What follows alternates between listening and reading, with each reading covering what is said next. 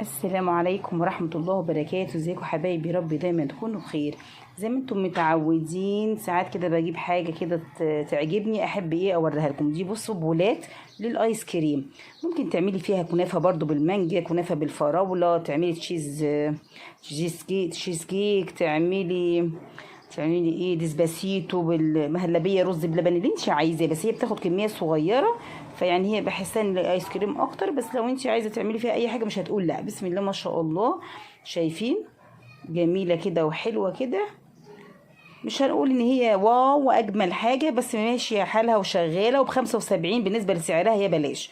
بالنسبه لسعرها حاليا هي بلاش. انا جبتهم عشان انا محتاجاهم في البيت، فانا مش بجيب وبركن او بجيب حاجه اللي ملهاش لازمه عندي. لا، انا بشوف الحاجه اللي لازمه عندي، الحاجه اللي انا محتاجاها. دول 6 ب75 جنيه. حلوين. شايفاهم معقولين شكلا وسعرا. هعمل فيهم حاجات كتير معاكم بإذن الله. زي ما انا متعودة ان انا لما جبت قبل كده معاكم في رمضان طقمة خشاف، استخدمتها معاكم برضو في الكنافة بالمانجا وفي الدسباسيتو وفي المهلبية وفي المشمشية برضو. هعمل في دول مشمشية واوريهم لكم بإذن الله. فيعني ما شاء الله، يعني بالنسبة لسعرها وشكلها انا شايفة ميتها حلوة، مش هتقول لا يعني. دي ب75 الستة. السنة اللي فاتت يا حبايب قلبي، مش في رمضان اللي فات، لا رمضان اللي قبله، كنت جايبة الستة دول. تفتكروا كانوا بكام؟ ب25 جنيه يا حبايب قلبي. عملنا فيهم الجيلي ورز بلبن، وعملنا فيهم المشمشية، وعملنا فيهم الكنافة بالمانجا وبالفراولة.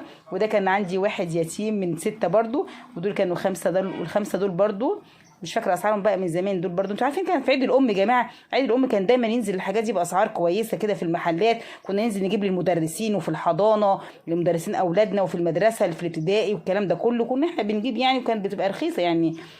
دول بصوا بسم الله ما شاء الله برضو عجبتني. دي ب85، الستة ب85. شكلهم حلو.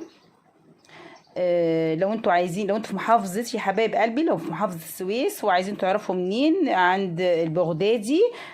اخر شارع ابو العينين عند اسم السويس. ما شاء الله. 6 برضو ب85. انا جايبة الاتنين من هناك، دي ودي، على صينية التقديم كده بتبقى حلوة.